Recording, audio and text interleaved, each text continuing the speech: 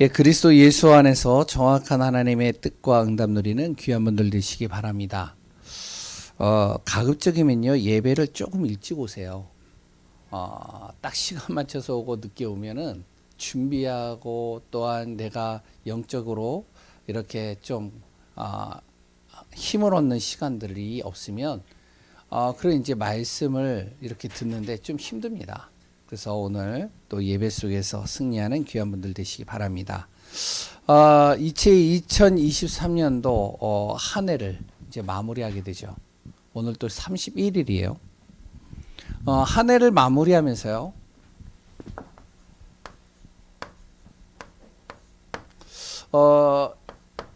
어떤 사람들은요, 좀 의미 없이 이렇게 보내는 사람들이 있습니다. 이 연말을요.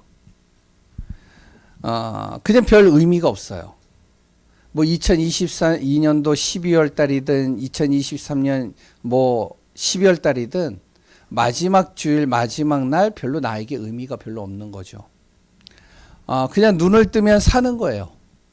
그리고 있으니까 먹는 거예요.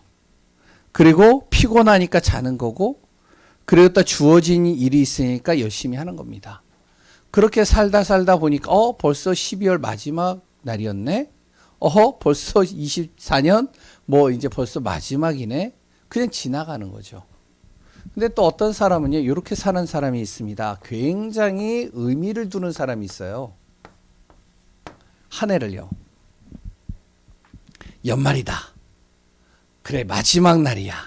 마지막 주일이야. 우리 송별회 하자. 아니, 송년회 하자. 그래가지고 송년회를 하는 거예요. 그래가지고 이제 뭐 계속 모이는 거죠. 이 모임 갖고 저 모임 갖고 계속 모임을 갖습니다. 의미를 둬야 되니까. 또한 이제 의미를 가지고 또 선물도 합니다. 야, 2024년도 잘 보냈어. 야, 수고했어. 힘들었지. 남편이 아내에게, 아내가 남편에게, 아니면 자녀들에게, 아니면 친구들에게. 그래 또한 이제 2024년도 마지막 날을 기점으로 해서 또 어떻게 하냐면은 이제 오늘 12시 땡 치면 하는 일이 있죠. 뭐 하죠? 예? 종각에 보신각종을 땡땡 울립니다. 제아의 종소리죠. 이거를 보려고 이제 수많은 사람들이 몰려들어요. 이제 그거 하나 보려고요. 그 소리 들으려고요. 그걸 가지고선 이제 자기가 뭘 하냐면은 반성도 하고 다짐도 하죠. 또 오늘 이제 지금 시작해서 여행을 떠나든지, 가족끼리 모이든지, 아니면 해돋이를 보러 가든지, 의미를 두는 사람들도 있습니다. 한 해를 마무리하면서요. 그런데 우리 하나님의 자녀는요,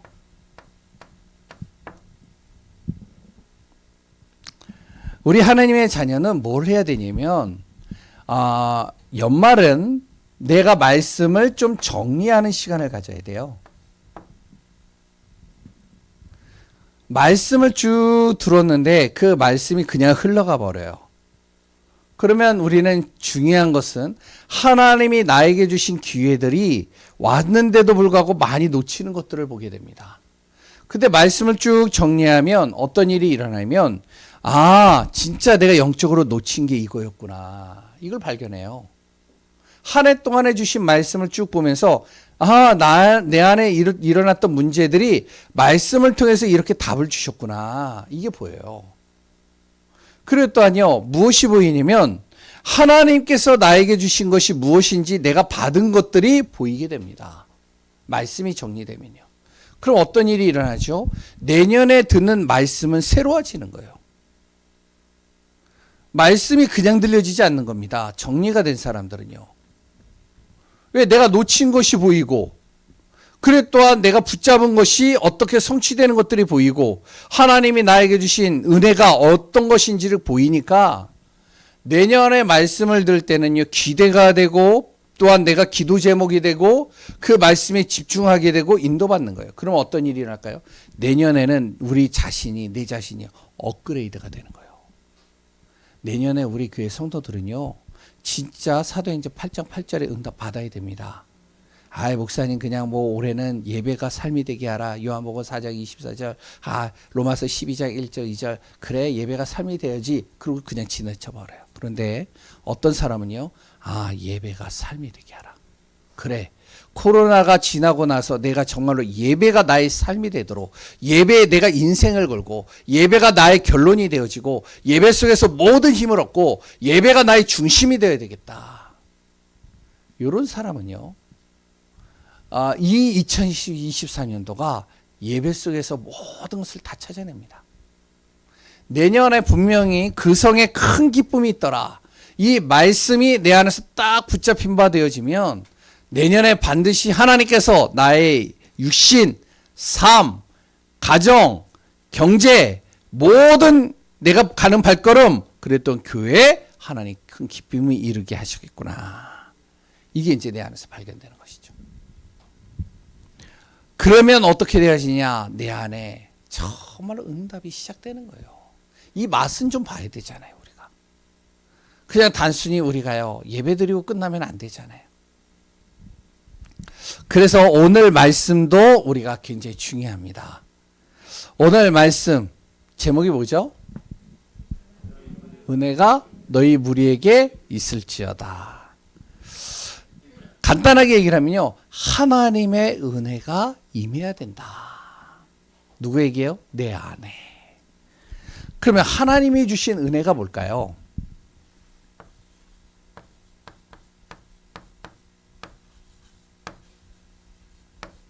뭐 성경에는 뭐 하나님이 주신 은혜에 대해서 많이 나오지만 딱 두 가지만 얘기를 하면요, 첫 번째가 예수 그리스도입니다.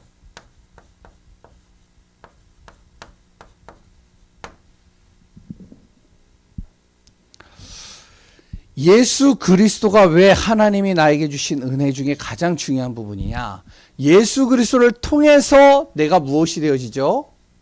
구원받는 거예요. 구원받으면 무슨 일이 일어나죠? 내가요, 육신적으로 살았던 내가 영적 사실을 알게 되는 겁니다. 영적인 걸 아는 거예요, 구원받으면.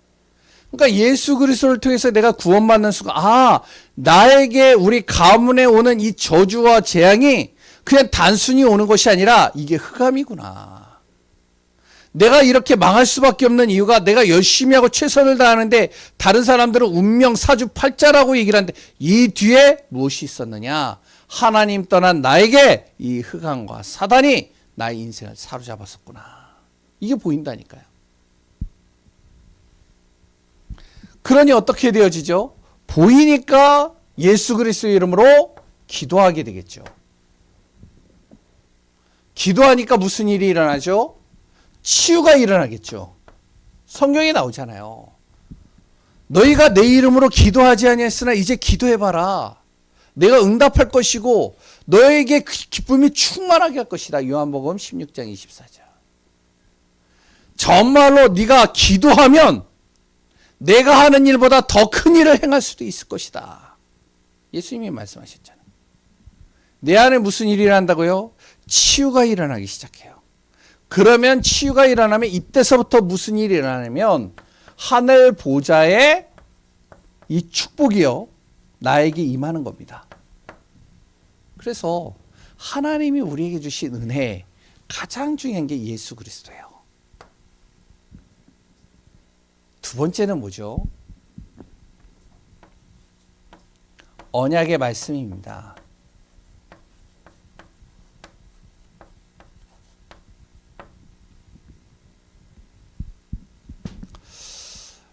이 말씀은 성경에 보니까요, 나의 인생의 길이 되어진대요. 우리가 인생을 살아가면서요, 정확한 길을 알면 그러면 흔들리지 않잖아요. 우리가 길을 정확하게 보면 우리가 시험도 안 들잖아요. 요동하지도 않잖아요. 근데 성경에는 분명히 뭐라 하냐? 하나님의 말씀은 내 발의 등이요 내 길에 뭐라고요? 빛이라고 얘기를 했습니다. 그러니까 약속의 말씀을 붙잡고 가는 거예요. 이게 하나님의 은혜입니다.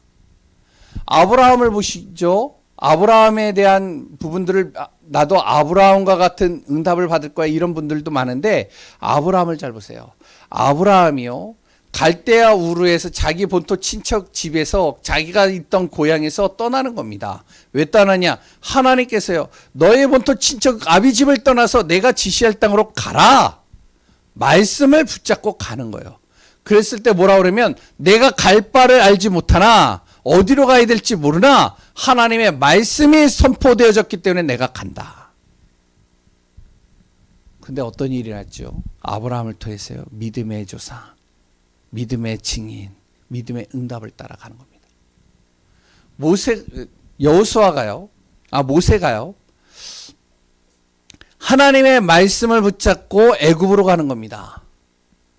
애굽에 가가지고요. 바로왕 앞에 딱 서는 거예요. 바로왕 앞에 서서 무엇을 얘기하면 하나님이 말씀하신 대로 희생제사, 피제사를 드리려 하니 내 백성을 여기서 나오게 해달라. 사흘길쯤 광야에 가서 예배드리게 해달라. 바로는요. 피제사가 뭔지도 희생제사가 뭔지 아무것도 몰라요. 그게 뭔데? 그런데요. 알지도 못하는데 모세는요. 그 이야기를 계속하는 거예요. 왜? 하나님이 말씀하셨으니까. 근데요. 결국에는 그 피제사 그 하나 때문에 그 피값으로 말미암아 이스라엘의 600만 영혼들이 200만 영혼이 어떻게 하면은 출애굽을 하게 됩니다. 이해가 되세요? 이해가 안 되는 거예요. 여호수아가요. 가나안 땅에 들어갈 때 요단강이 딱 놓여 있습니다. 요단강을 건너가는데 하나님이 또 말씀을 주시는 거예요. 야, 여호수아야. 언약궤를 맨 제사장들 있지? 그 제사장들 보고 앞서 요단강으로 들어가라고 그래.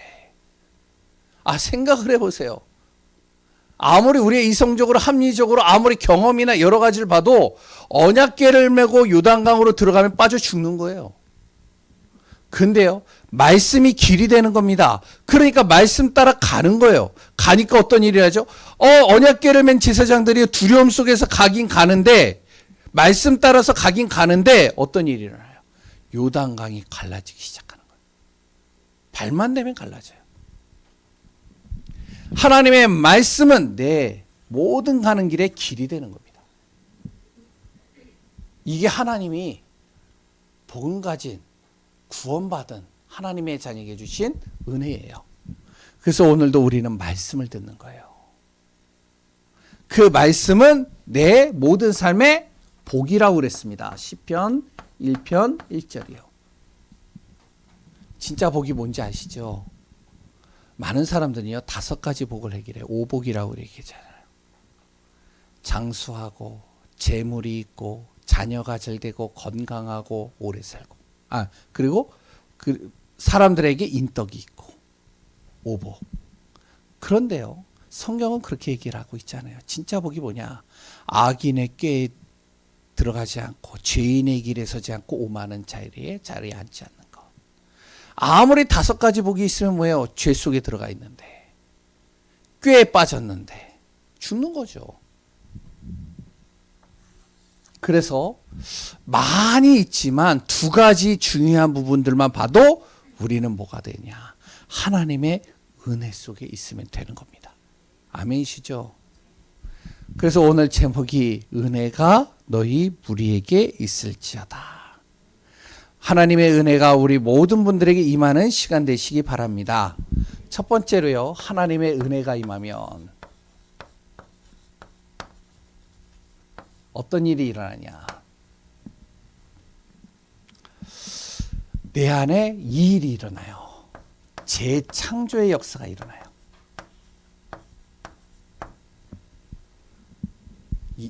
하나님이 주신 은혜가 내 안에 임해지잖아요.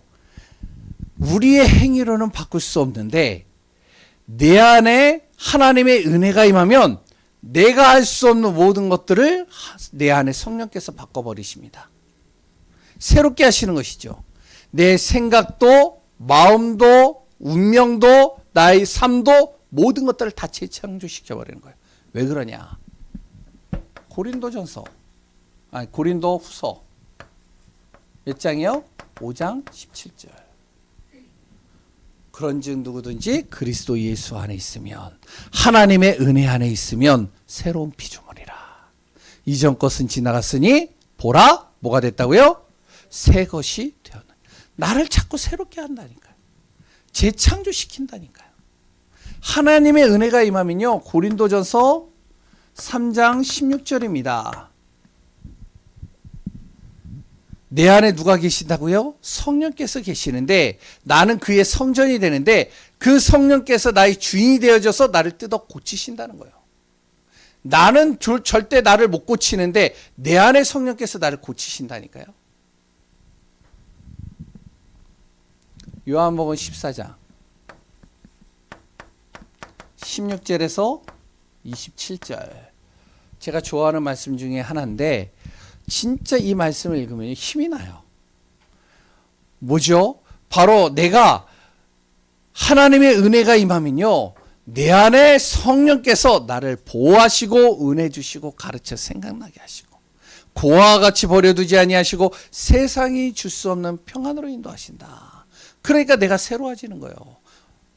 우울해졌어요. 낙심되어졌어요. 너무 힘이 들어요. 정말 아무것도 하고 싶지 않아요. 무능 속에 빠졌어요. 괜찮아요. 보혜사 성령께서 고아와 같이 버려두지 않아요. 그리고 세상이 줄 수 없는 평안으로 인도하는 겁니다. 아멘이시죠? 뿐만 아닙니다.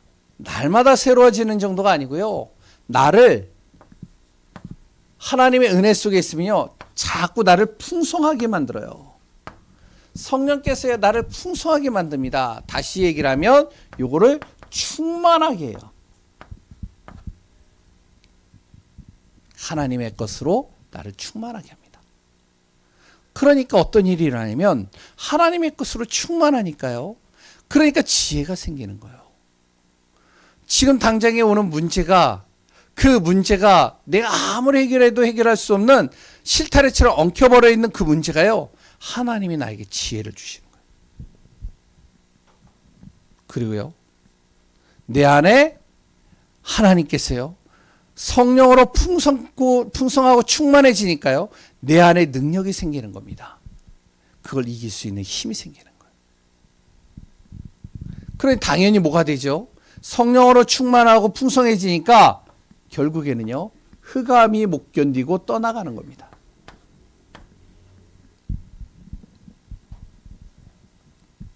그럼 어떤 일이 일어나죠? 얼굴빛이 달라진다니까요.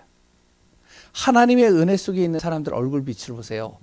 얼굴빛이 달라요. 빛깔이 달라요. 이거 이해되시나요? 예? 빛깔이 다르다니까요. 하나님의 은혜가 임하면 임할수록 정말로 내 안에 재창조가 일어나죠. 그 충만하게 되니까요, 내 얼굴 때깔이 달라지고 빛깔이 달라지죠. 흑암이 떠나가니까요. 내 안에 어둠이 사라져버리니까요. 세 번째,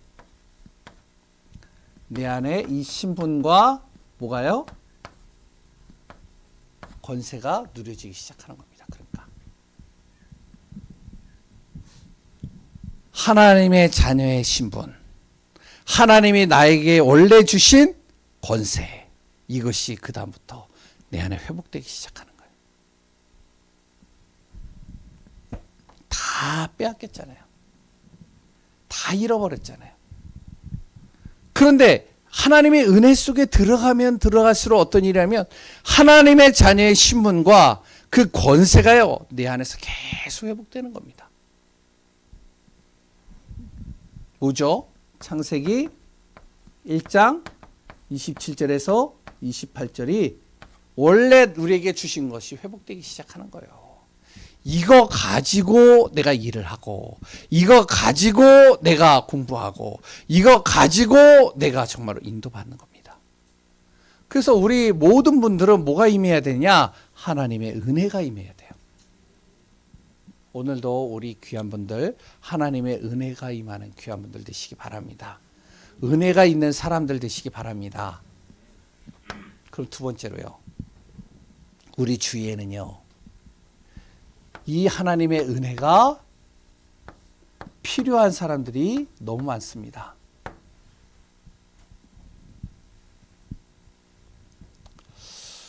뭐 내 주위에도 그렇고요. 내 주변에도 하나님의 은혜를 필요로 하는 사람이 너무 많아요. 오늘 본문에도 나오죠. 누가 나오냐면 1절에 보니까 통치자. 또 누구요? 예, 권세자. 뿐만 아닙니다. 어떤 사람들이냐? 그레데 지역의 사람들. 그레데 지역과 같은 사람들. 뭐죠? 거짓말. 그래 또한 세상 말로 굉장히 악한 자. 그래 또한 굉장히 게으른 자. 다 뭐가 필요하냐? 하나님의 은혜가 필요한 거예요. 뿐만 아니라 우리 주변에 내 주위에 있는 모든 사람들. 하나님의 은혜가 필요합니다.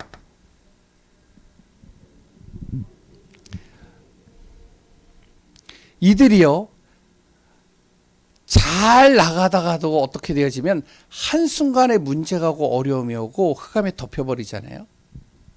그럼 어떤 일이 일어나는지 아세요? 무슨 일을 할 줄 몰라요. 결국에는 어떻게 되어지면 잘 하다가도 통치자, 권세자, 그레데 지역에 있는 사람들 같은 사람, 내 주위에 있는 사람들이요. 잘 하다가 문제에 딱 걸려버리는 거예요. 그래 또 아니요. 어려움 속에 빠져버리는 거예요. 흑암에 사로잡히는 거예요. 그러면 어떻게 해야 될지 모르고 결국에는 무너지기 시작하는 겁니다. 그럼 무너지면 자기만 무너지냐? 아니요. 주변에 있는 사람 같이 무너지는 거예요. 하나님의 은혜가 없으니까 어떻게 되냐? 보이지 않는 이 흑암이요. 그 사람의 모든 인생을 재앙과 저주와 죽음으로 끌고 가는 겁니다. 이번에 보세요. 배우, 연예인 누구죠? 예? 나름대로 그래도 성공했다라고 한 사람이잖아요. 뭐 이제 처음에 연예계에 발을 들여놨을 때는 이름도 없이 빛도 없이 살다가 이제 대기만성형으로 이제 나이가 좀 들어가가지고 이제 성공의 자리에 딱 올라간 거예요. 어느 정도 인정받은 거죠. 근데 어느 날 문제가 왔어요. 어느 날 어려움이 왔어요. 물론 자기의 잘못도 있겠지만 그 실수 하나가요. 어떡하냐면 그의 인생에 뭐를 잡았냐? 발목을 잡아버린 거예요. 그 배우가요. 자기 아내에게 유언서를 딱 썼는데요. 거기에 뭐라고 적었죠? 바로 나도 답이 없다. 이것밖에 답이 없다. 미안하다. 그리고 또 뭐라고 그러냐면 살고 싶다. 왜 그렇죠? 흑암에 딱 사로잡혀 버리니까요. 길을 모르는 거예요. 빠져나갈 길이 안 보이는 거예요. 아무리 답을 찾으려고 해도 답이 없어요. 자기에게는. 그럴 때 그 문제에 빠졌는데 힘이 없는 겁니다. 그러니 결국에 어떻게 해요? 결국에는 자포자기하거나 아니면 무너지기 시작하는 거예요. 그럼 자기만 무너지느냐? 아니요. 자기만 무너지는 게 아니에요. 주변에 있는 사람들이 다 무너지는 거예요. 다 사로잡히는 겁니다. 그러다 보니까 이제 또 한 연예인이요. 또 죽음을 택했어요. 연예인만 그래요? 아니요. 우리 주변에 가득 찼다니까요. 통치자와 권세자는 더 심하다니까요. 잘하다가 한순간에 안 돼요. 그러면 그게 딱 잡혀버리면 무너지기 시작하는데 자기만 무너지냐? 다 무너지는 겁니다. 네로 황제 보세요.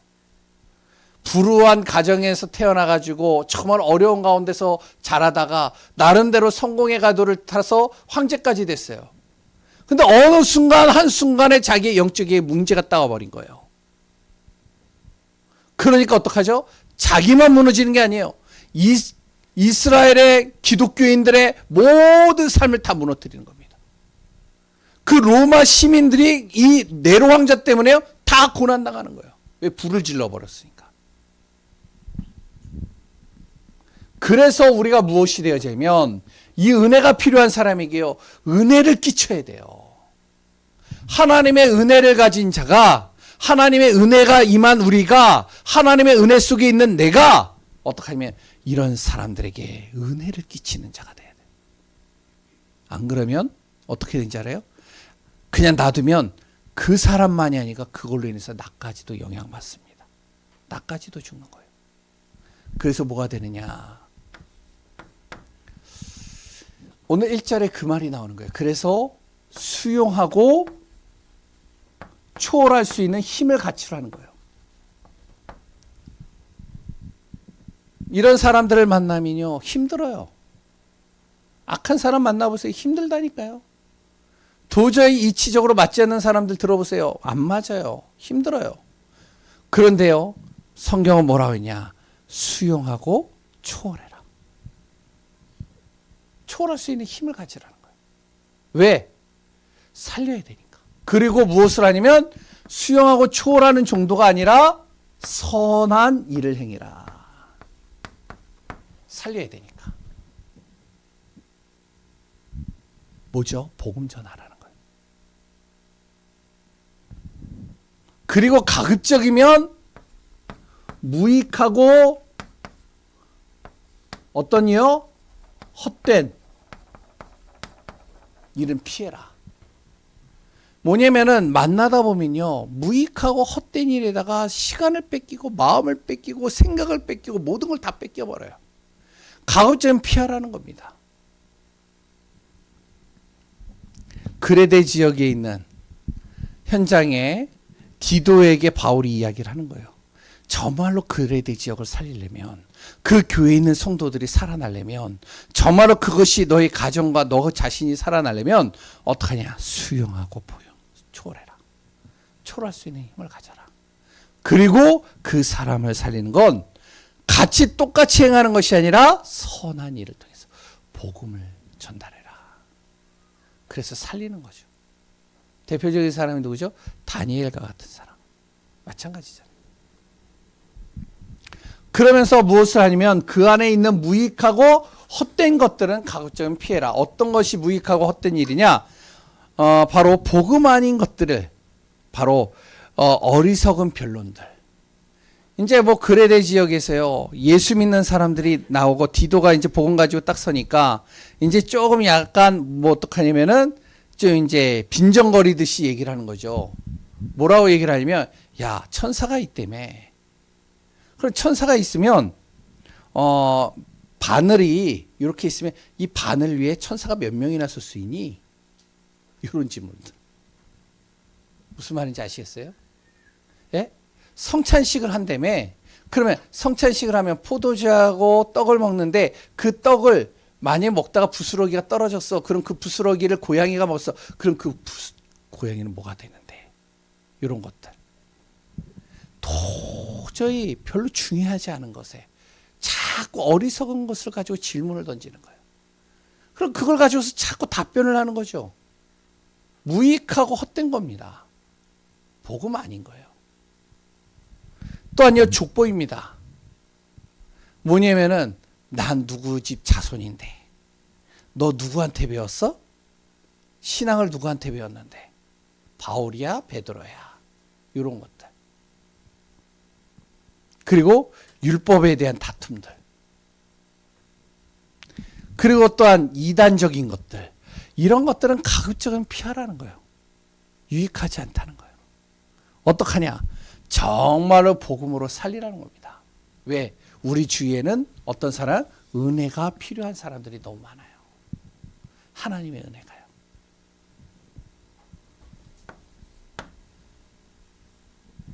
그것 때문에 우리를 무엇으로요? 동역자로 세웠다는 사실입니다.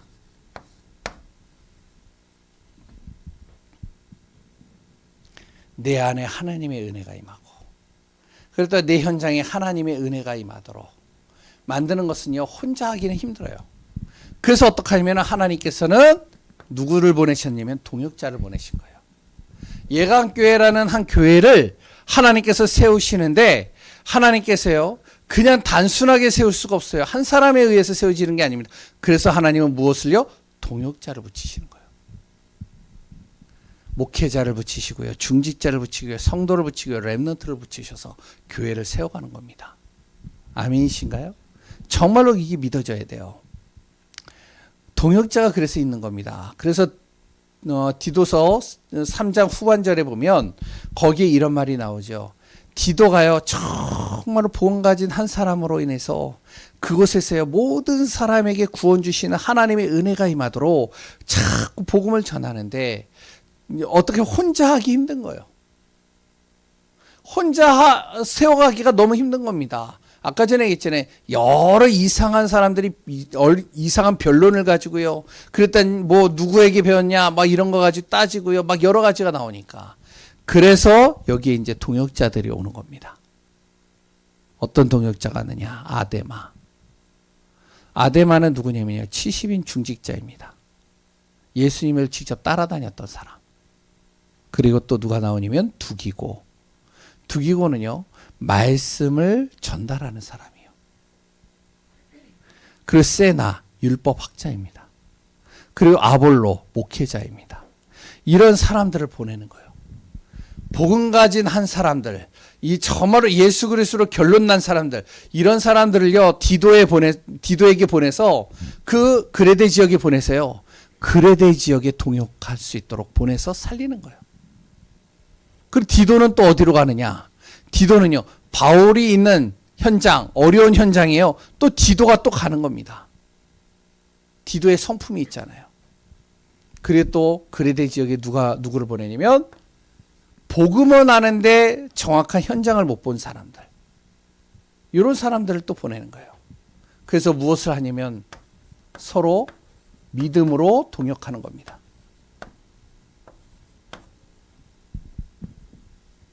그리고 무엇을 하냐면 교회 살리는 동역을 하는 거예요. 세계복음 할 수 있는 동역을 하는 겁니다. 그래서 그레데 지역과 같은 현장들을 살려내는 것이죠. 우리의 교회가 정말로 이 은혜와 이 응답 속에 거하는 귀한 분들 되시기 바랍니다. 하나님이 주시는 은혜가 우리 안에 임해야 돼요. 정말로 그때 이런 일이 일어납니다.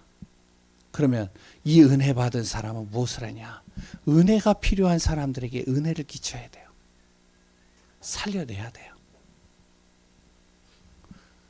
그 현장이 살아났을 때 그것이 나의 응답하고 연결이 되어집니다. 그것 때문에 하나님은 우리를 동역자로 붙이신 거예요. 믿음의 동역자, 교회 살리는 동역자, 세계복음할 동역자들입니다. 우리 교회가 이런 동역자들이 많이 붙고 세워지며 응답받는 축복이 우리 안에 있기를 소원합니다. 하나님의 은혜가 넘치는 교회, 하나님의 은혜가 넘치는 우리 귀한 성도님들 되어지시기 바랍니다. 우리 교회는요, 그래서 하나님의 은혜로 말미암아 영적 치유 센터가 돼야 돼요. 우리 성도님들이 은혜 속에 다 거해서 누가 오든지 간에 이 한 영혼을, 이 영적인 한 사람을 치유해 버리는 겁니다. 그리고 복음으로 살려내는 겁니다. 2번이죠. 3번.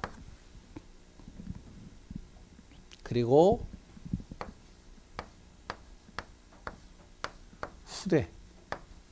후대 살리는 응답을 누리는 우리 교회가 되어져야 되겠습니다.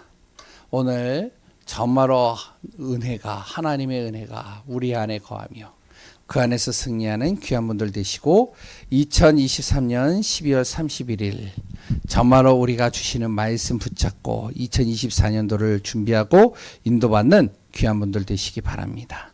하나님 감사합니다. 그리스도 예수의 은혜가 우리 안에 임하기를 소원합니다. 정말로 그 은혜가 임하면 생각이 바뀝니다.